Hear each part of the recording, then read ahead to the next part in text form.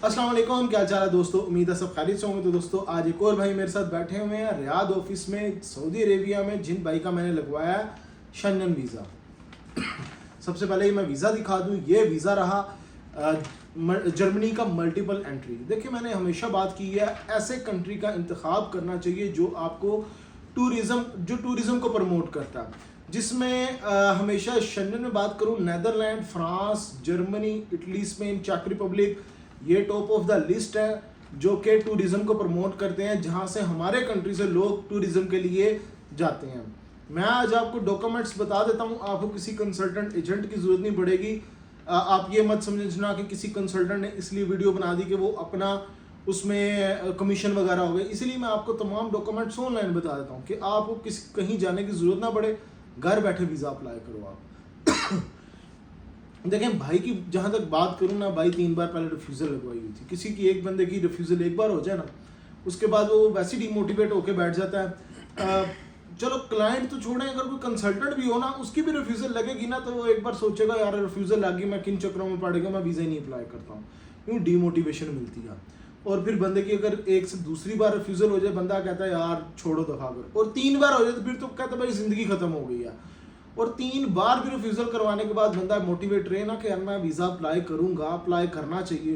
तो ये एग्जाम्पल है सबके लिए कि जी रिफ्यूज़ल लगती रही, लेकिन कोशिश भी साथ साथ जारी रही कि यार मैं वीज़ा अप्लाई करूँगा, लगता जाएगा, बस करते रहें वीज़ा। देखें, भाई का वीज़ा लगा, पहली बार में मल्टीपल लगा वीज़ा, और 2 मंथ्स की वैलिडिटी भी भाई को मिल गई थी। 2 मंथ्स की मिली है, 1.5 मंथ की उनको वैलिडिटी मिली है कि 1.5 महीने में ट्रैवल कर सकते हैं ये, और 30 डेज़ वहाँ पे रह सकते हैं और मल्टीपल टाइम जा सकते हैं। सब टाइम ऐसा भी होता है बंदा चला गया, फिर आ रहे गया, उसके बाद 5-7 दिन बाद दोबारा दिल किया मैंने जाना है, दोबारा फिर जा सकते हैं। मल्टीपल टाइम्स का मतलब ये होता है कि आप जितनी बार मर्जी आओ जाओ।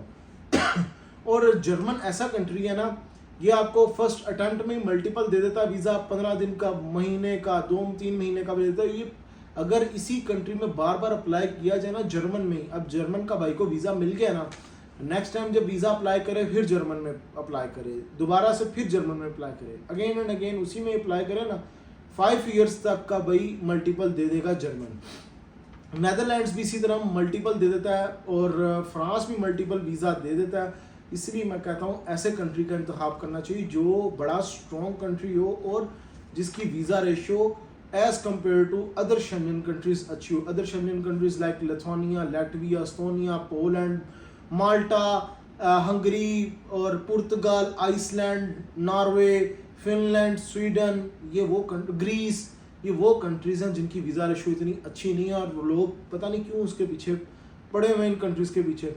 मैं इसीलिए कहता हूँ, आप जर्मन वगैरह का जब नाम लेते हो, कहते इतना स्ट्रॉन्ग, इतना बड़ा कंट्री, इसने कहाँ पे देना है वीज़ा। मैं हमेशा बात करता हूँ, जितना बड़ा कंट्री, जितना स्ट्रॉन्ग कंट्री होगा ना, उतना ही वीज़ा ज़्यादा इशू करेगा। इसकी एग्जांपल है कनाडा की, अमेरिका की, बड़े कंट्रीज हैं, वीज़ा भी ज़्यादा दिए इन्होंने।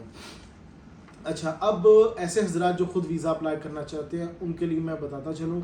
सबसे पहले आपने एक अपॉइंटमेंट लेनी है VFS ग्लोबल से, और उसके बाद आपने एक वीज़ा एप्लीकेशन फॉर्म फिल करना। उससे पहले आप एक होटल बुकिंग कर लो।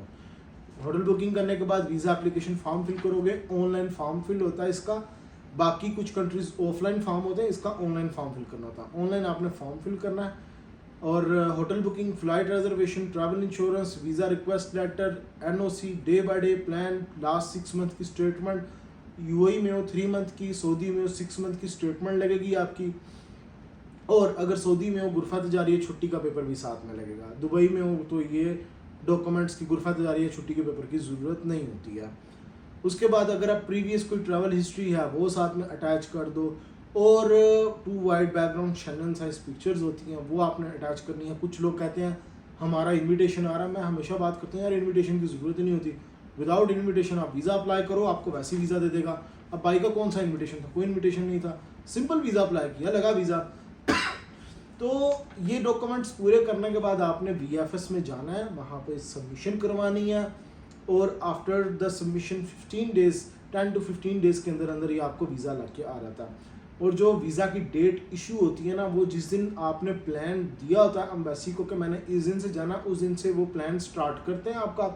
उसके बाद वो 30 डेज़ या जितनी देर का भी वीज़ा देते हैं, 7 days 8 days more than enough होते हैं टूर प्लान देने के लिए किसी भी कंट्री में। तो मैं भाई को कंग्रेचुलेशंस बोलूँगा, भाई कंग्रेचुलेशंस टू यू। मेरे पास आए, मुझसे सर्विसेज ली, मुझ पर बिलीव किया।